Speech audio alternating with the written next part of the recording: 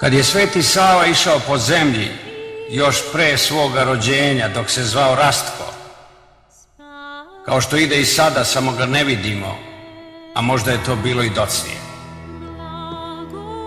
Krenuo je Savinim stopama ka Savinom izvoru, na Savinom vrhu, kuda i mi idemo, jer drugog puta i nema.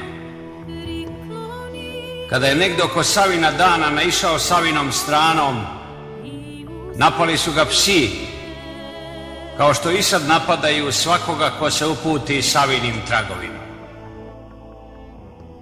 Putnik je najpre sastavio 3 prsta kako je odredio da se i mi krstimo, plašeći ih znakom od koga su još više pobesneli, a ni do danas nisu uzmaknuli.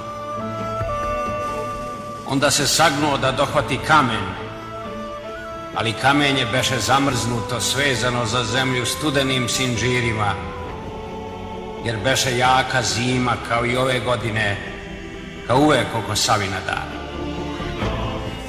Već su raznosili Savina stopala, Savin kuk i Savin lakat po prodolima i jarugama zemlje zbog koje je podeljen svet.